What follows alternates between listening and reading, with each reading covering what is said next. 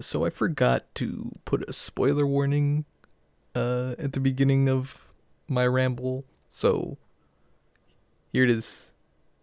Spoiler warning. Don't watch if you haven't beaten the Dawntrail story. Okay, bye.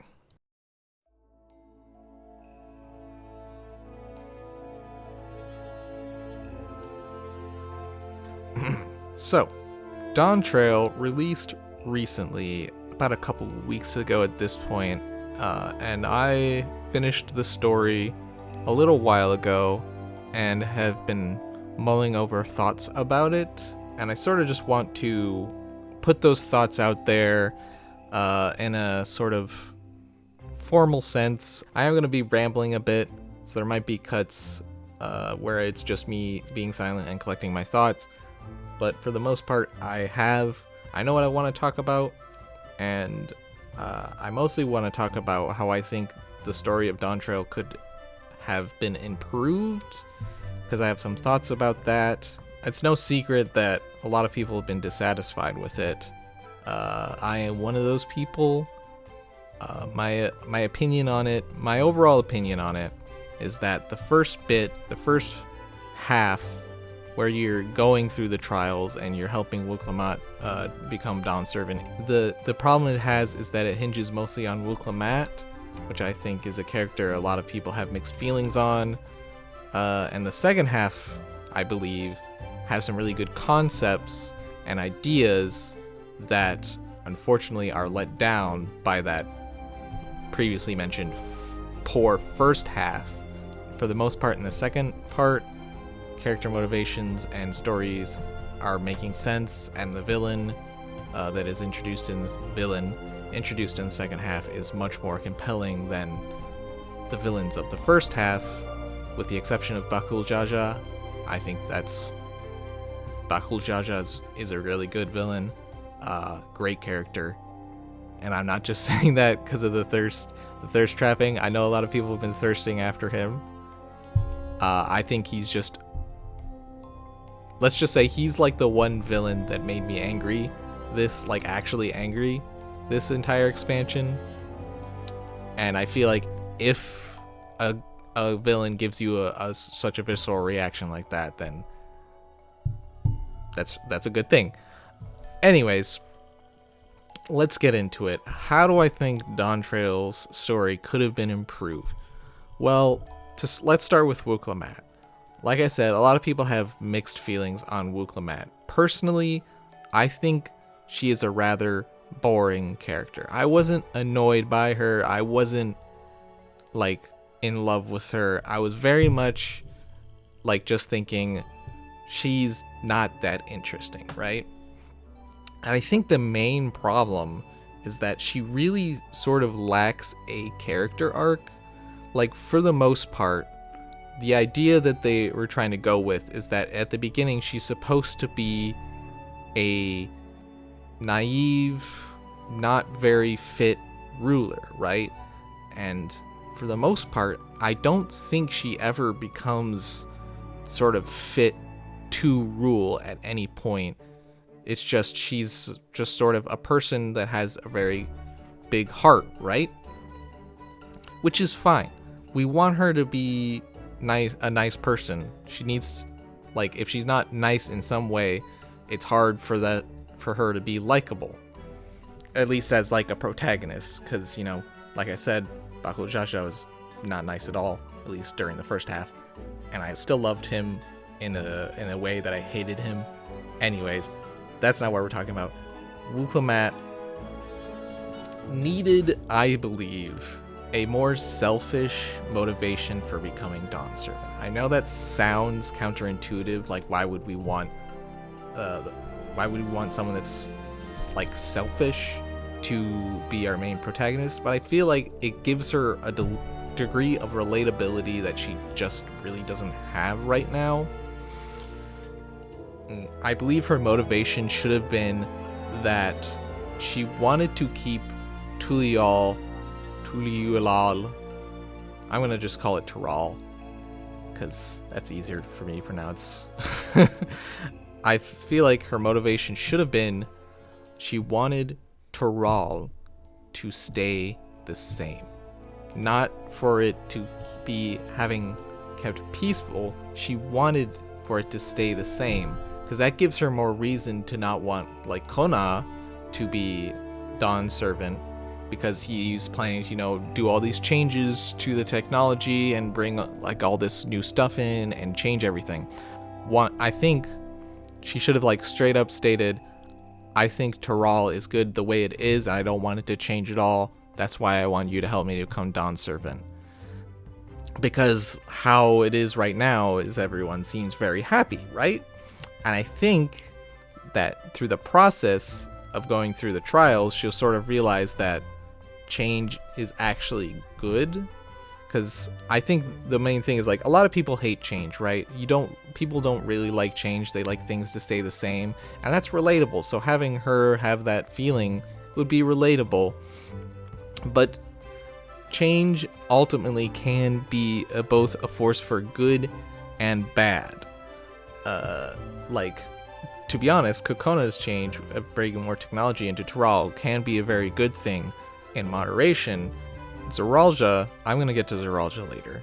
I'm going to get to him later. I have a lot to say about him, but I think for the most part, having Wukalamat start out being this character, being like, I don't want anything to change. I don't want anything to change.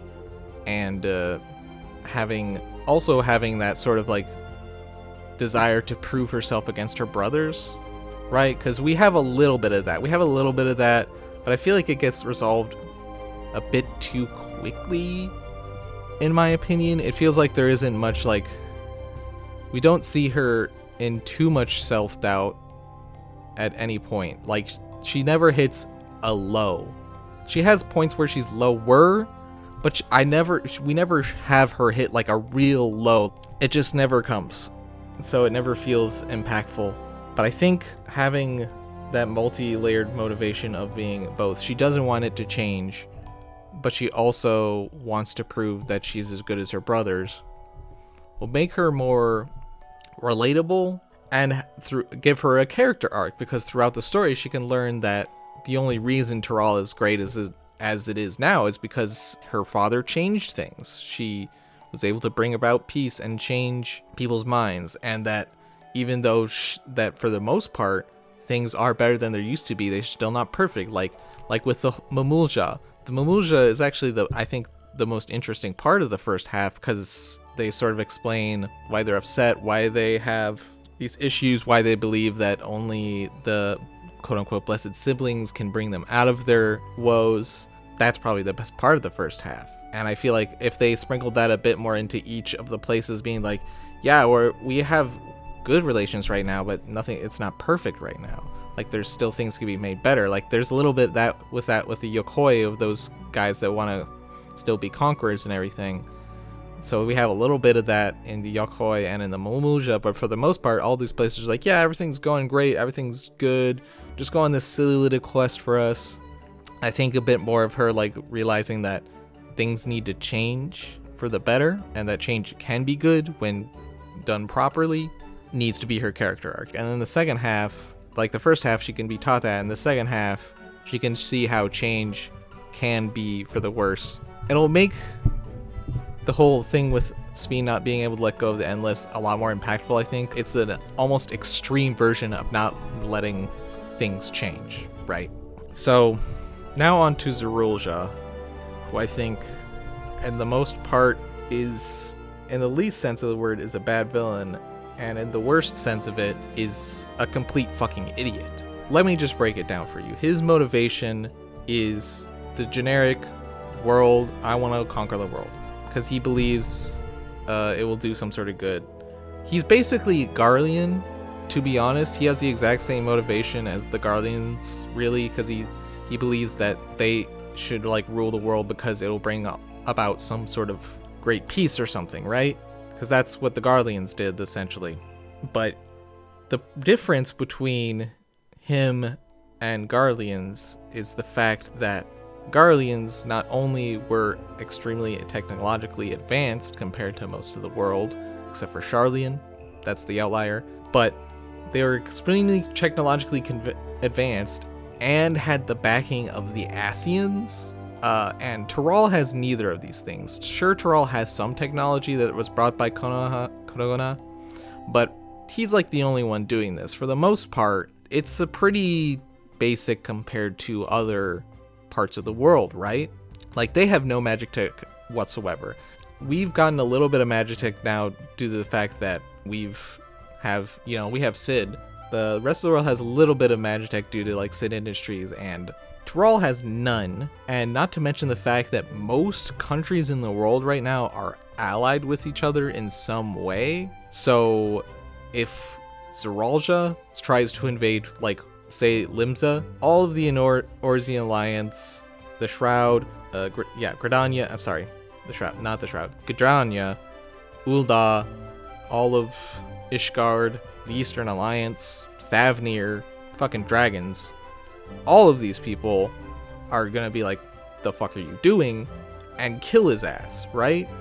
Because Tyrell may be a very big nation, but I doubt it has more people than all of those nations combined.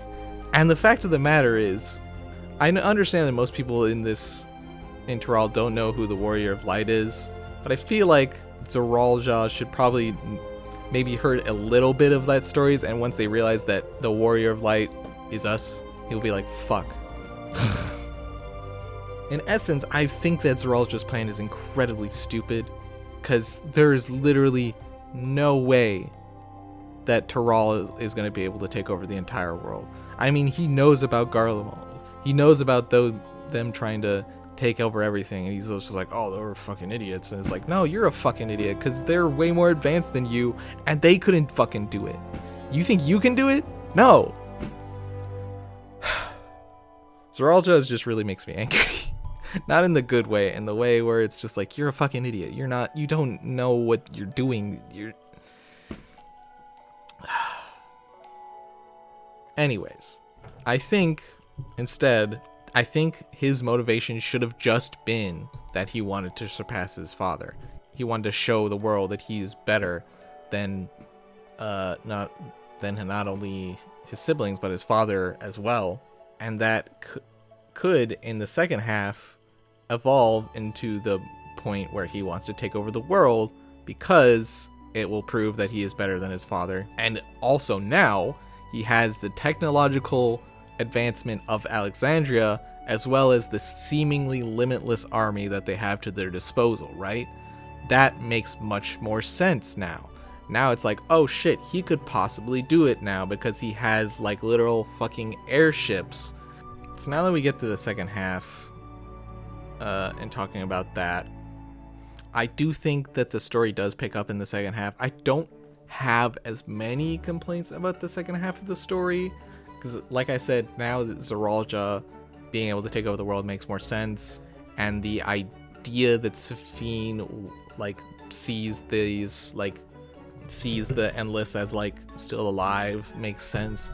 But I feel like they could have leaned in a bit more to the fact that being an Endless is kind of depressing, because in my eyes it seems like so vapid and just crazy. And like the only person to really mention that being a Endless is kind of depressing is Aaronville's mom. Like she's the only one that seems to be upset by it. Like everyone else is like, oh yeah, this is great, I can do all this stuff.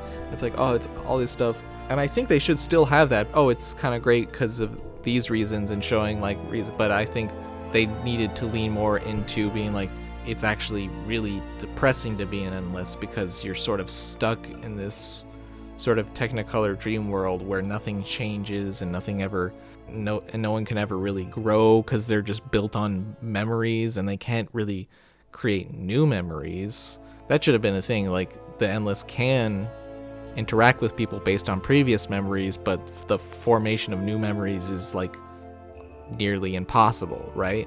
Because it's like they're not alive anymore, so it's like, how can they form new memories? They're just a collection of old memories. I think leaning into the horrific idea that these people are essentially vapid, hollow shells of the people they were in life should have been emphasized much more. I don't know, it makes it much more interesting, because then it's like it is more of a moral quandary at this point, because like sure, the whole thing where it's like we have to shut it down anyways, because you know it's sustained off of, you know, living aether, and the only way to do that is to kill people, which sucks and is bad. But I still think having that sort of like realization that, damn, maybe this whole like endless thing is just kind of sad and depressing, and it really just prolongs what should have ended. Because I think, like I said, the theme for this should have been things always come to an end, so things need to change for the better. And I think the endless are like, basically, as the name suggests, it's something that never ends, but things always need to end, right? Things always need to change, and they could have emphasized that more with that. I was a little bit disappointed with that, but I think overall, for the most part, everything else they introduced was pretty top-notch, like sort of like how Sveen herself was an endless, and while she has a love for people, it was sort of corrupted into being like, I love my people and I will do horrible things to protect them, essentially. And then her, you know, deleting her like personality essentially to be able to carry out these horrible acts. I think that's great. I think Saralja, like, now showing that he's sort of like a megalomaniac and will do anything within his power to surpass his father, even though in the first half he's a really fucking idiot. And I think that Bakul Jaja starting to become a hero after being like this big shitheel and dickhead is nice. It's satisfying. And with that ends my discussion on the story of Dawntrail. Essentially, for the most part, it's not the worst. I've sat through much worse stories than that. It just really missed the step on a lot of places and fumbled the ball a little bit in the beginning. It got brought back a little bit. Like, I started getting interested in it again after like the halfway point, which really shouldn't be the case. It really should be interesting the entire way through. Like, the beginning part should be the most interesting, so that you know, stick with it. Because I don't know, the main points I want to make are that they should have changed both Zaralja and Wuklamat's beginning motivations, beginning plans and goals. They should have made Wuklamat have a bit lower lows than she had. And they should have made more emphasis on how being an endless is kind of horrifying. Now that that's done, I do kind of want to talk about the future of Final Fantasy a little bit, and less about the story. I feel like, though this was a bit of a stumbling block for the beginning of because this is the beginning of a entire new arc for us, right?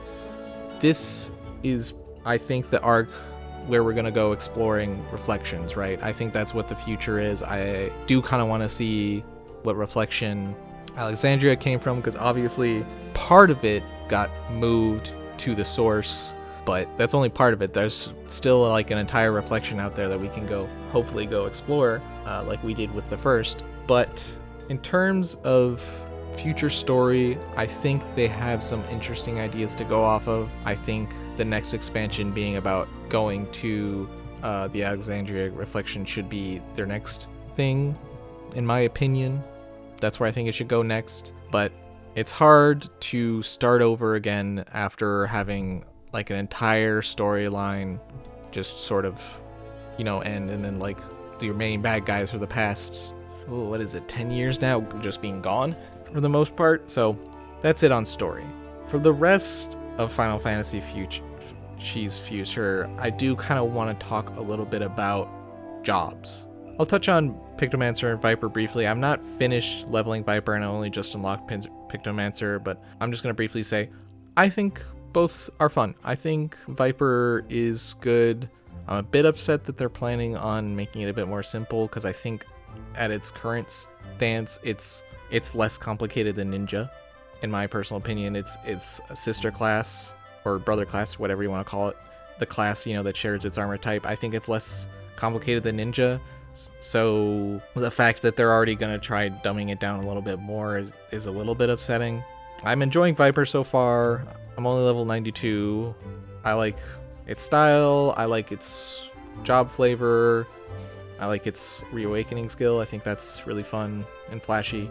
And Pictomancer, I think, is a really fun idea. I just love the aesthetic of Pictomancer. I think it's hilarious. I'm not a magic person myself. I've only really ever... Well, that's not true. I've leveled both Red Mage and Summoner, but I don't use them that much. I don't often gear them up.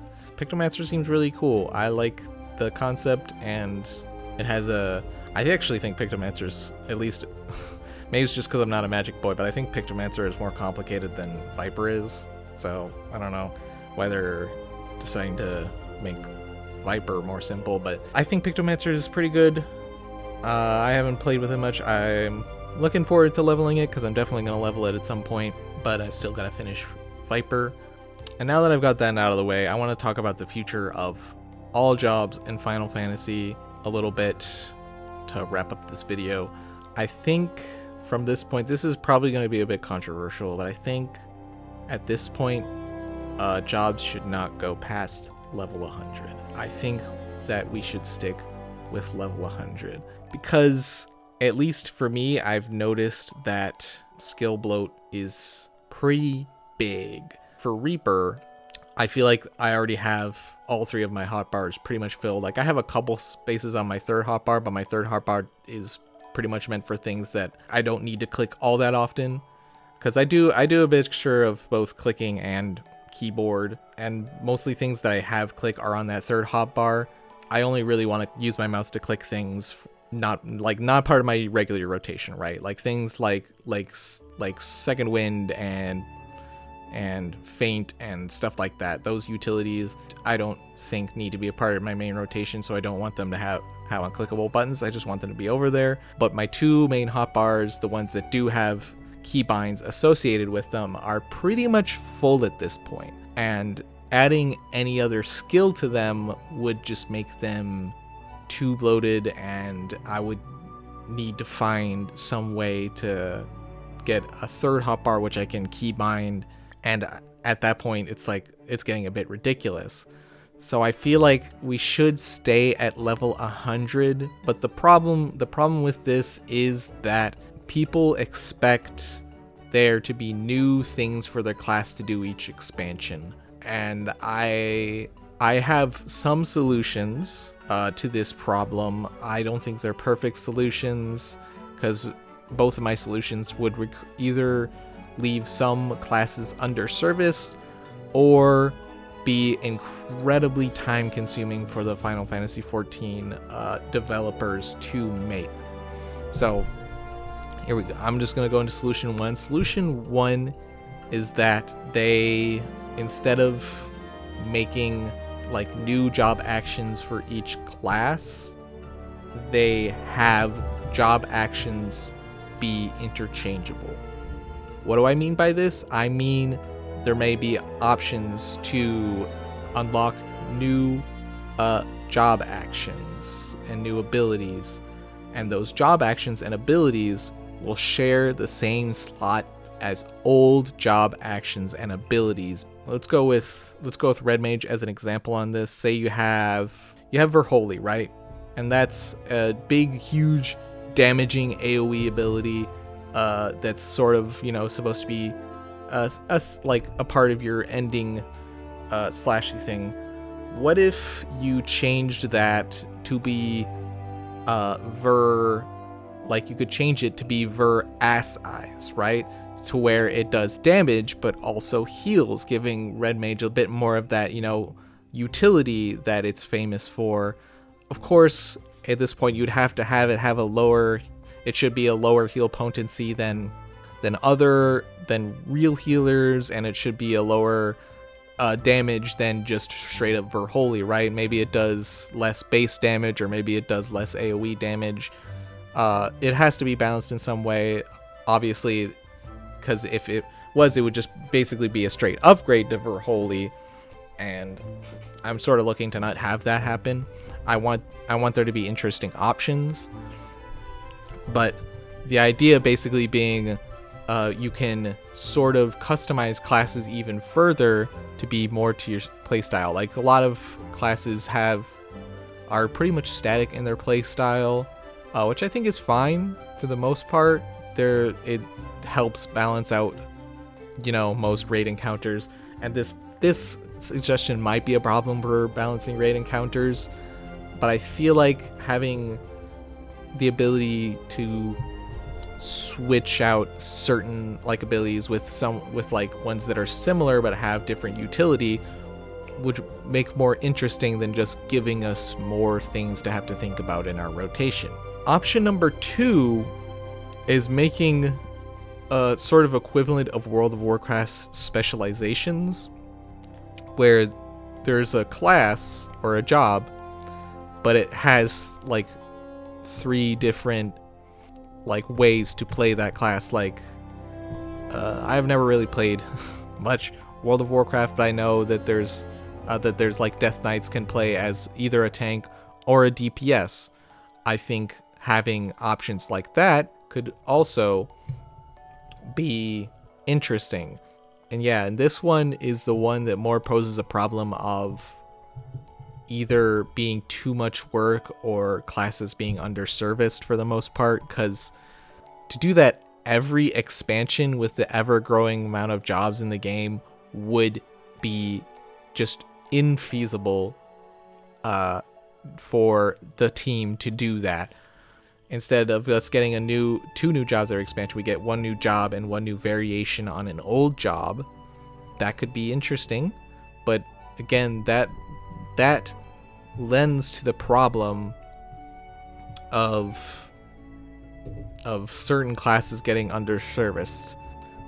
Say you main white mage and you're a big fan of healing, and it's what you like to do the most because you like helping people, or you like being God, more likely. You like being the god to your teammates.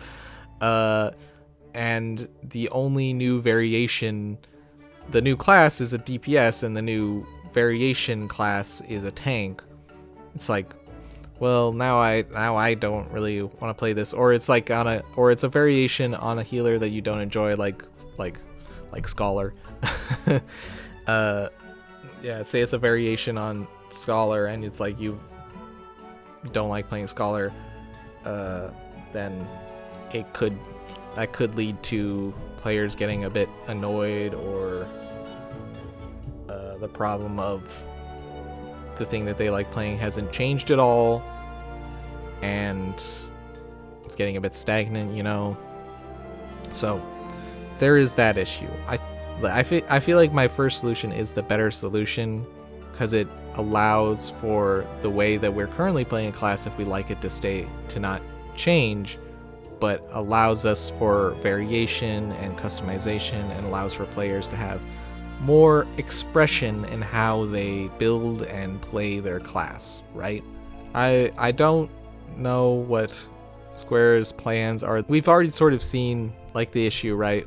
Because in our current expansion, most classes got very little updates to their class. Most of it, like every single class archetype, has one of their like usual ability slots taken up by an improvement to one of our universal tools, right? Like Second Wind and Feint, or I think it was Rampart that was improved for tanks. I can't remember, but base is upgrades to our cross-class abilities instead of upgrades to our base class abilities, because I think Square at this point is realizing that we have too many abilities on our hotbar, and it's kind of getting hard to add new ones or add variations to old ones, right? Because at least for Reaper, we didn't get any like add-ons to our actual actions, like whether we don't have a new button to press. All of the abilities we got were just buttons that we used to have changing into new buttons, which I think is a fine solution, but I feel like if that's the case, it will kind of get a little bit boring after a while. So I think that Square needs to find a solution to this problem in some way, and I really hope that solution is not just stripping down our classes to remove actions. because that would really suck.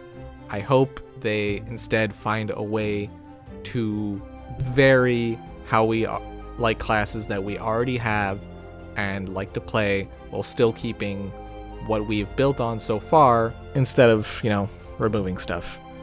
So I'm re-recording this outro because I didn't like my original take, but that were my thoughts on Dawntrail.